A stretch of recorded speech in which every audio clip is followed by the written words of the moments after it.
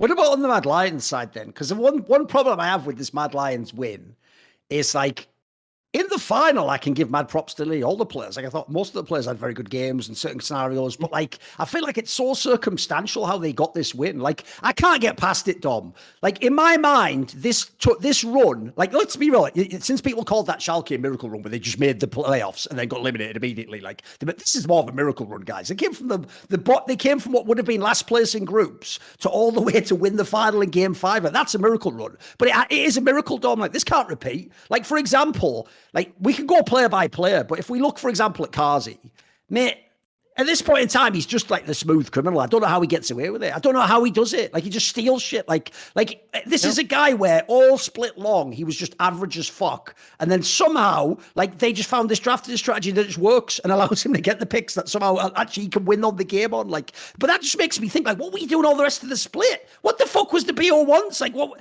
I don't get it, man. Like, how have they figured this out at the end? Because when I watch the final, I still don't think he's close to the best ADC, but props. They found a way to make it work. Like, it did work in the final. Well, I don't think he needs to be the best ADC. You know, like that's just not what the team needs. I mean, I don't think he was like he wasn't even better than Crowdy in this final, guys. I'm just saying. I don't care that he won. Crowdy was better than Ghazi in this final. Oh yeah, 100%. I mean, game 2 is 100% a win for Mad Lions. He literally lost the whole game shifting forward, which is what you always criticize Carzzy on, is that he's going to be the AD carry that gets caught and loses the game. Look, not everyone that wins a championship obviously deserves to win a championship for the split. Like, I could make the argument where I think Crowny deserved to win a title, because imagine what he has to fucking deal with when it comes to draft, when it comes to how the game's played out. Pretty much if Crowny is not like 10-0 in the game, they lose. That's literally what I said on SI was this. The real reason it's so sad for me Crowny didn't win is because, mate, if he'd have won, of all the like players ever to play ADC, he would have the best case. Like, I had the best split ever. Dude, who could even fuck with him? Like, there's no Reckless or any of these other players from ADC that won that had a team like he had, mate. That would be insane to win. And he almost did, bro. He was carrying the fuck out of that final.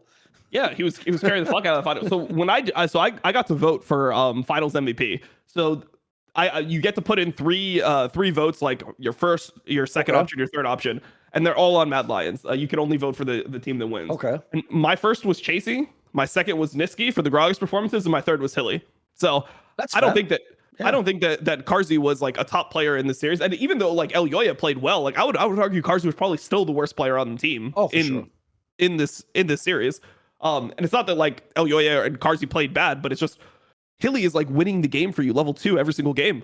Yep. He's just burning their summoners. Level 2, he's getting you a solo kill. Like the amount of gap between Hilly and Lebrov in lane phase specifically was absolutely crazy. Hilly was smurfing up the fucking lane. Chasey was smurfing the lane top. And then Niski, like in the games that they won, Niski was, you know, making all the plays in the mid game. So I don't think Carzzy's bad. I just don't like his style of AD carry. Like his type of AD carry gives me anxiety.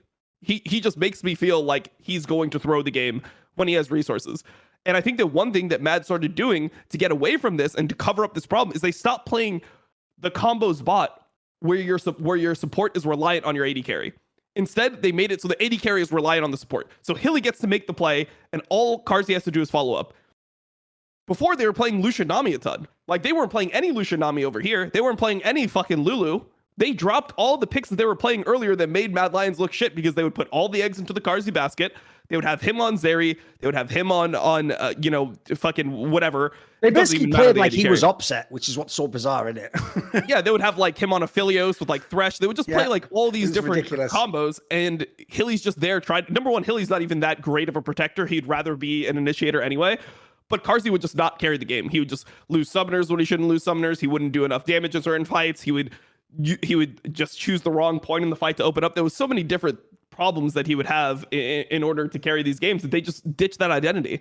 And yeah, I think that's why they look so much better, is they went back to the Mad Lions style of play where they're going to pick their rel when if you give them an option. If you leave it up, they're going to pick Pike. They're going to pick Blitzcrank. They're going to pick all these types of champions where Hilly can make his mark on the game early game when he is one of the best supports.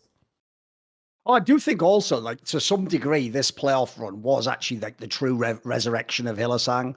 Because there's another thing that I noticed. Like, first of all, as you say, they definitely drafted like Hylissang's classic champions, and he looked great on them all, by the way, guys. Like, the joke of his pike is he actually has, like, with his just before he even makes a fucking play, mate, you can see the intimidation factor on the opponent. Like, they know that Hylissang pike is different from any other pike. Like, even people like Yonghun who can play it, like, there's not the same fear. Like, people are like fucking. Yeah. The joke is when you're playing Hylissang pike, people are just like, their fingers already over like the flash key, you know what I mean? Like, they're just so scared he's going to go in at every moment.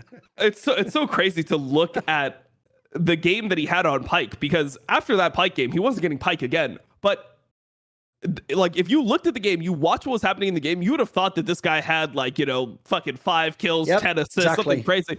And he had like he was 1, 2, and 1 or something when they had like 20 kills. He had so much pressure in the game, but he actually wasn't killing anyone ever. Oh, it's wild, isn't it?